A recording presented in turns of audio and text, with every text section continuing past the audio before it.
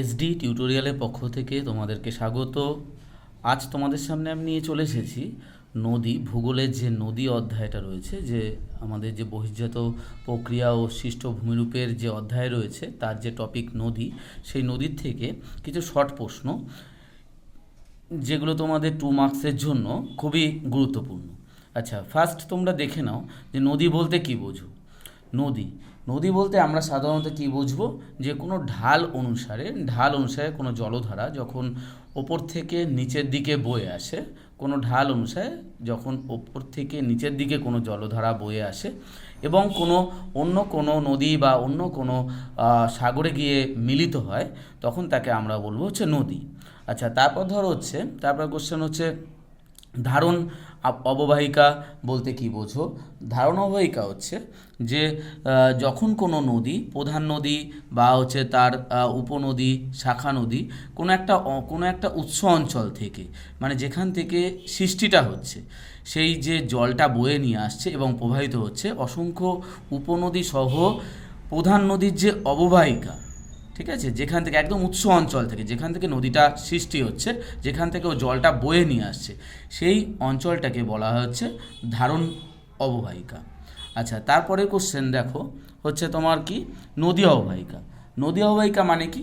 নদী অববাহিকা হচ্ছে একটা নদী, যে কোনো নদী, তার যে অঞ্চল, সে অঞ্চলের ওর যে উপনদী রয়েছে, শাখা নদী রয়েছে, প্রধান নদী কোনো একটা অঞ্চলের উপর দিয়ে প্রবাহিত হচ্ছে, সেই অঞ্চলটাকে বলবো আমরা কি নদী অববাহিকা।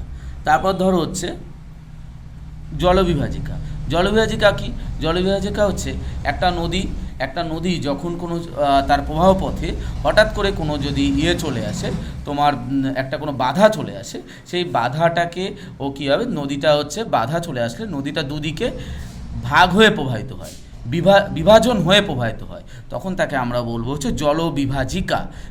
যার দ্বারা সেটা হলো, সেটাকেই আমরা বলবো হচ্ছে জলবিভাজিকা। আচ্ছা, তারপর ধরো হচ্ছে নদী উপত্যকা কাকে বলে। নদী উপত্যকা হচ্ছে নদী উৎস অঞ্চল থেকে একটা নদী, উৎস অঞ্চল থেকে মোহনা পর্যন্ত যে আসছে, যে নিচু, যে অবতল ভূমি, যে নিচু অংশটা দিয়ে প্রবাহিতটা হচ্ছে, তাকে আমরা বলবো হচ্ছে নদী উপত্যকা। তাহলে নদী উপত্যকা কি? কোনো উৎস অঞ্চল থেকে নদী মোহনা পর্যন্ত, একদম যেখানে শেষ পর্যন্ত যে একটা নিচু অংশ দিয়ে তো নদী প্রবাহিত হয়, নদী তো পুরোটা অংশ দিয়ে প্রবাহিত হচ্ছে না। একটা ড্রেন, যেমন ড্রেনটা একটা নিচু অংশ দিয়ে প্রবাহিত হচ্ছে, বাদ বাকি রাস্তা রয়েছে বা অন্য কিছু রয়েছে, তো যে নিচু অংশ দিয়ে যে প্রবাহিত হচ্ছে, তাকে আমরা বলবো হচ্ছে নদী উপত্যকা বলবো। আচ্ছা, তারপর ধরো হচ্ছে উপনদী কাকে বলে। উপনদী হচ্ছে একটা প্রধান নদীতে যখন অন্য কোনো নদী এসে মিলিত হয়, অন্য কোনো ছোট কোনো নদী এসে একটা প্রধান নদীতে যখন এসে মিলিত হচ্ছে, তখন তাকে আমরা বলবো হচ্ছে উপনদী। আর শাখা নদী কাকে বলে? ওই শাখা নদী হচ্ছে একটা প্রধান নদী থেকে যখন বিভিন্ন ছোট নদী যখন হচ্ছে শাখা আকারে বিভিন্ন দিকে প্রবাহিত হয়, তখন তাকে আমরা বলবো হচ্ছে কি শাখা নদী। আচ্ছা, তারপর ধরো হচ্ছে নদীর হচ্ছে ষষ্ঠ ঘাতের সূত্র। আচ্ছা, ষষ্ঠ ঘাতের সূত্র কি?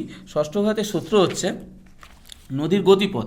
নদীর যে গতিপথ রয়েছে, সেই নদীর গতিবেগ যদি তোমার দ্বিগুণ বৃদ্ধি পায়, তাহলে তার বহন ক্ষমতা হচ্ছে তোমার হচ্ছে 64 গুণ বৃদ্ধি পাবে।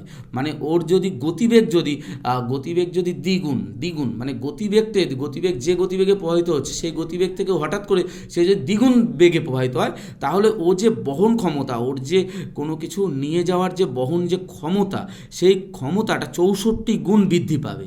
ঠিক আছে, এইটাকেই বলা হচ্ছে এই সম্পর্কটাকেই বলা হচ্ছে নদীর ষষ্ঠ ঘাতের সূত্র। আচ্ছা, তারপর হচ্ছে কিউসেক বা কিউমেক। এটা হচ্ছে ধরো কিউসেক বা কিউমেক কাকে বলে? নদীর যে জলপ্রবাহের যে পরিমাপ, এককটা কতটা জলটাকে প্রবাহিত হচ্ছে, এই যে পরিমাপ, এটাকেই বলা হচ্ছে তোমার হচ্ছে একক, তার যে একক, তাকেই বলা হচ্ছে কিউসেক বা কিউমেক। তো যাই হোক, আমি কিছু শর্ট প্রশ্ন তোমাদের সামনে তুলে ধরলাম। এগুলো তোমার হচ্ছে এসএকিউ আকারে, তোমাদের যা 10ম শ্রেণীতে উঠেছো তাদের অবশ্যই কাজে লাগবে। আমার চ্যানেলটা সর্বশেষে আবারও বলি, তোমরা সাবস্ক্রাইব করে রেখো, আশা করি তোমাদের উপকারী হবে।